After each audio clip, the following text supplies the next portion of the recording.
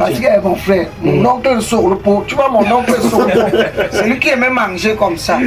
Il disait souvent que quelle que soit la quantité de piment dans une sauce, le poisson garde toujours les yeux ouverts.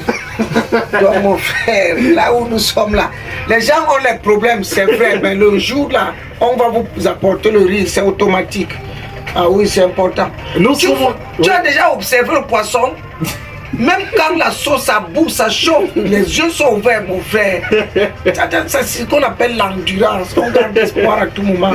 Et ce soir sur la radio, les amis et la famille, nous avons avec nous Mister Marcos, l'humoriste et comédien. Ovation, s'il vous plaît, les and gentlemen, sur la scène du stand-up party, ce vendredi, nous recevons Mister Marcos. Thank you. Thank you. Thank you, everybody. Thank you. My name is Marcos. I am comedian. I make people laugh. I am happy to hear everybody for this evening to Radio 2 Girls, you know. Cameroun is bilingual country, please, I come to in French. Bonsoir tout le monde. Le plaisir est pour moi de me trouver à la radio du Golfe. La mère des radios. Eh mon frère, à moins zen, mon frère, mon anglais finissait. Je me suis senti anglophone tout d'un coup. Oui, ça arrive parfois. C'est pas moi, c'est pas voulu, hein, c'est sorti ça comme ça. Mais, il paraît que c'est l'un des symptômes de la dernière version de Corona. Parce qu'il y a une dernière version de Corona qui fait que les gens parlent anglais. Donc c'est dangereux, Marcos. Donc, comme je ne savais pas que j'étais en danger comme ça, là, c'est le danger qui me quittait. La théorie se vérifie sur Marcos. Marcos, merci d'être parmi nous ce soir. Le plaisir est partagé. Première rencontre avec Marcos en radio, c'est à RTM, RTM en 2018. 2018, toujours dans le cadre de cette émission On Air. 6 h du matin et il était présent. Merci d'être c'est bien pour vous. Hein. Bon, moi c'est ma première fois. Avant Parlement du riz. Tu vois plus. Donc il est comment à la télé? Oui, maintenant il se rend compte que je suis un jeune Touche pour vérifier s'il est vraiment, si c'est vraiment lui. Est-ce que c'est vraiment lui? C'est vraiment lui, c'est vraiment lui. Est-ce que c'est vraiment lui? C'est vraiment lui. Alors Marcos, toi qui as une belle carrière et aujourd'hui tu as monté un spectacle qui existe depuis 4 années déjà. Non, 8 ans. Ça c'est la 8e année. 8 ans, voilà. Depuis 8 ans déjà. Ça devait faire 10 ans même, mais comme Corona nous a empêché de faire le spectacle. Ça a coupé 2 ans. Donc ça nous a ramené un peu le combat, tu vois. Donc le spectacle a fait un tour à combat. Ah ouais, ça nous a coupé 2 ans. Donc normalement on devait être à la 10e édition cette année. Mais là, nous sommes à la 8e édition. Ouais, 8 ans déjà que le stand-up party existe. C'est quoi à la base le stand-up party?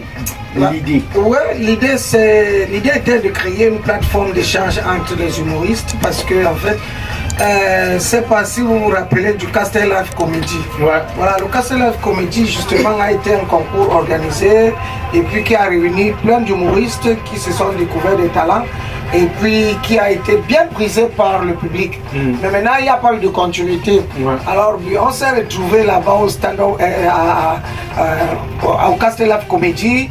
On a compris qu'on pouvait faire quelque chose dans le jargon humoristique et puis plus rien. Alors moi je me suis dit que pourquoi ne pas rassembler ces humoristes-là qui ont fait le Castel Live Comedy et qu'ensemble on continue à évoluer dans l'art qu'on aime bien. D'où cette création de cette plateforme d'échange entre les jeunes humoristes pour ensemble continuer à pousser dans ce métier que nous aimons bien, à savoir l'humour. Donc depuis 8 ans maintenant, nous avons le stand-up party qui normalement est un plateau qui valorise surtout les jeunes humoristes et qui permet aussi à ceux qui commencent de pouvoir s'exercer et de se découvrir. Donc maintenant, on a décidé que chaque année, on devait au moins inviter un ancien. Et depuis 3 ans, on a décidé également d'ouvrir le spectacle à l'international. d'où l'invitation des autres humoristes africains. Et on va parler de ces humoristes-là ce soir. Marcus, tu as parlé tout à l'heure de découverte. Ouais. Ton plateau a permis de découvrir de nombreux talents. Frida Oui. Choco, Blaise Calabar, pour ne citer que cela. Oui, c'est cette année même que Frida Choco va faire sa première apparition au stand-up party. Et moi, je crois que ça va être sa véritable scène, Ouais. oui, en termes de stand-up. Les autres humoristes sont la majorité des véritables stand-uppers camerounais de notre génération sont passés par le stand-up party. À savoir Moustique le charismatique, Takam, Ouais. voilà.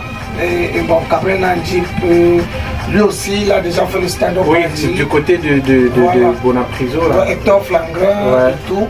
Donc, bon, c'est le pasteur lui également ne sera pas à sa première participation. Bah, ses fils, Petit Gougou, les datons de la capitale qui sont déjà des habitués du stand-up party, y compris Blaise Calabar. On peut déjà signaler que l'année surpassée, nous avons eu Go Michel à la 7e édition. Dans cette année, on s'arrange toujours à prendre le meilleur de l'autre Oui, côté. les meilleurs des meilleurs. Le stand-up party sur le plateau, on retrouve, Voilà. que ce soit en termes de découverte ou en termes d'artistes déjà confirmés, Voilà. ce sont toujours les meilleurs des meilleurs. Oui, justement parce que, vous savez, le Cameroun a un peu perdu cette valorisation qu'elle avait à l'époque, à savoir la plaque tournante de l'humour en Afrique. Ouais. Voilà, mais moi je peux dire que la Côte d'Ivoire a récupéré, mais maintenant on est en train de revenir en force, d'où ce combat-là de faire venir des artistes africains, des artistes humoristes africains au Cameroun pour essayer de reconquérir quand même cette grandeur qu'on avait à l'époque de Jean-Michel Cancan à travers l'humour. Et dans l'idée aussi de la collaboration, on aura... Oui, c'est très important parce qu'au stand-up party, nous ne tirons pas, nous n'appelons pas les humoristes au hasard. Ouais. La majorité des humoristes qui jouent au stand-up party sont des humoristes à test. Parce que je ne vous mens pas qu'au Cameroun, vous pouvez trouver plusieurs humoristes qui n'ont aucun sketch écrit. Voilà, les gars, ils jouent des histoires comme ça à la volée et ils n'ont pas de véritable spectacle organisé. Ça veut dire que quand ils sont sur scène, ils font du coq à l'âne et tout. Et parfois, c'est pas toujours la meilleure des façons. On prend la chemise d'un invité, on en fait un truc voilà. direct. C'est pas toujours la meilleure des façons quand on va évoluer de façon professionnelle. Le stand-up party a toujours voulu éduquer à travers l'humour parce que nous savons que l'artiste est le miroir de la société. Nous tous, nous sommes des artistes, nous avons des fans, des gens qui veulent nous ressembler. Et si les gens veulent nous ressembler, qu'est-ce qu'on va les léguer? Qu'est-ce qu'on va les donner? Ils vont s'habiller avec nos vêtements, nous on s'habille comment? Ils veulent parler comme nous, on parle comment? Qu'est-ce qu'on reflète en termes de réflexion, en termes d'éducation de la population?